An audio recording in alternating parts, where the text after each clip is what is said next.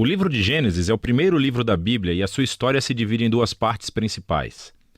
Os capítulos de 1 a 11 contam a história de Deus e do mundo inteiro. Depois temos os capítulos de 12 a 50 que realçam a história entre Deus e apenas um homem, Abraão, e a sua família. Essas duas partes estão conectadas por uma história que começa no capítulo 12.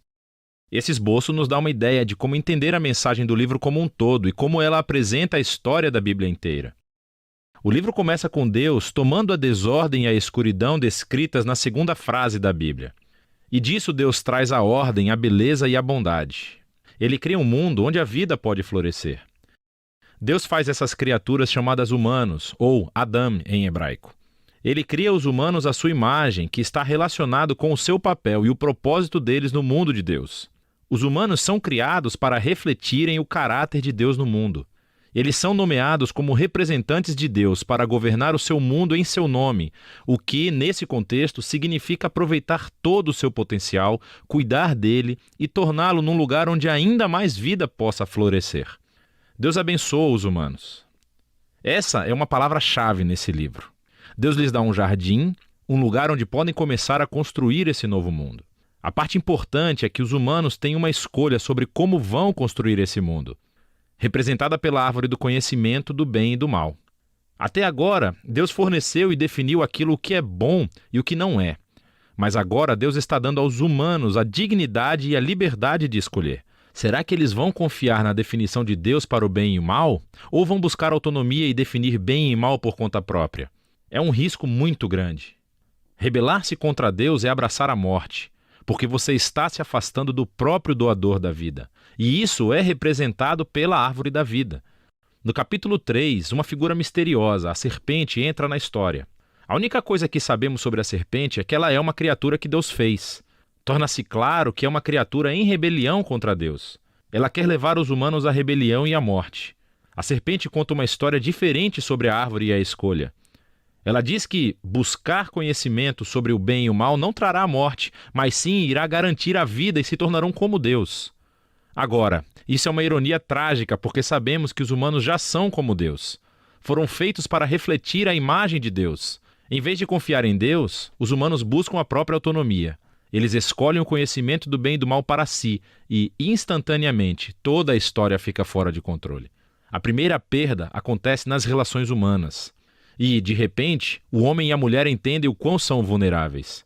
Eles não podem nem confiar um no outro. Eles fazem roupas e se escondem um do outro. A segunda perda acontece na intimidade entre Deus e os humanos. Eles correm e se escondem de Deus.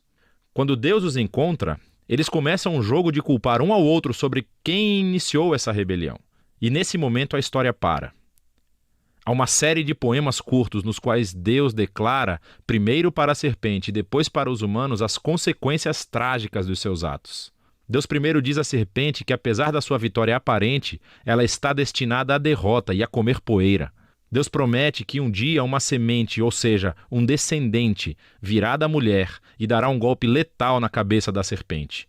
O que parece uma ótima notícia, mas essa vitória terá um custo, pois a serpente também dará um golpe letal no calcanhar do descendente, enquanto está sendo esmagada. A promessa desse guerreiro ferido é misteriosa. Mas no fluxo da história até então, você vê isso como um ato de graça de Deus.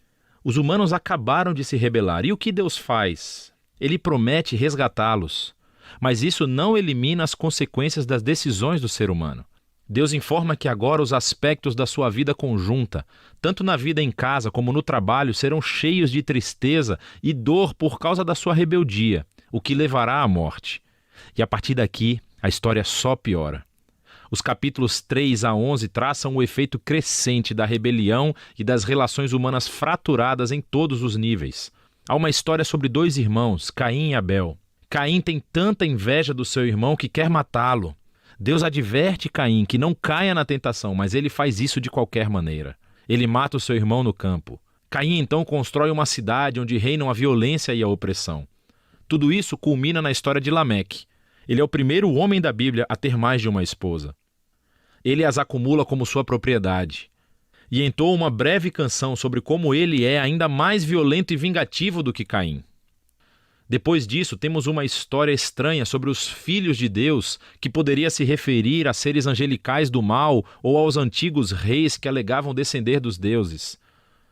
Como Lameque, eles adquiriram tantas esposas quanto quiseram e geraram os Nefilim, grandes guerreiros dos tempos antigos. Qualquer que seja a interpretação correta, o ponto principal é que os humanos estão construindo reinos que enchem o mundo de Deus com violência e ainda mais corrupção. Em resposta a essa corrupção, sabemos que Deus está profundamente triste. A humanidade está destruindo o seu belo mundo e se destruindo uns aos outros. Então, num ato ímpeto de proteção da bondade que existe no seu mundo, Deus limpa a maldade humana com um grande dilúvio. Mas existe um humano inocente a quem ele protege, Noé, e toda a sua família. Ele nomeia Noé como um novo Adão. Ele repete a bênção divina e envia Noé pelo mundo afora. Mais uma vez, temos grandes expectativas, mas Noé falha, também num jardim. Ele vai e planta uma vinha e fica bêbado até perder os sentidos. Então, um de seus filhos, Cam, faz algo vergonhoso ao seu pai na tenda. Aqui temos o nosso novo Adão, nu e envergonhado, justamente como o primeiro. E novamente tudo piora. O que leva à fundação da cidade da Babilônia. As pessoas da antiga Mesopotâmia se reúnem em torno de uma nova tecnologia, o tijolo. Elas podem construir cidades e torres mais altas, bem mais rápido do que qualquer outro povo. Eles querem construir um novo tipo de torre que chegue até os deuses para tornar os seus nomes famosos. É uma imagem da rebelião e arrogância humana. É a rebelião do jardim, dessa vez amplificada. Deus humilha o seu orgulho e os dispersa. Essas são histórias diversas, mas você pode ver que todas exploram o mesmo princípio básico. Deus continua dando aos humanos a chance de fazer a coisa certa com o seu mundo, e os humanos continuam a destruí-lo.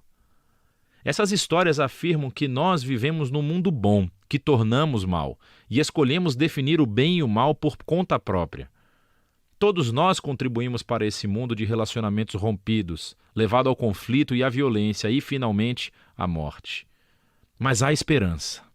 Deus prometeu que um dia um descendente viria, o guerreiro ferido, que derrotará a raiz do mal. Apesar da maldade humana, Deus está decidido a abençoar e a salvar o seu povo. Então a grande questão é, claro, o que Deus vai fazer? E a próxima história é o elo onde encontramos a resposta. Mas por enquanto, é disso que tratam os capítulos de 1 a 11 do livro de Gênesis.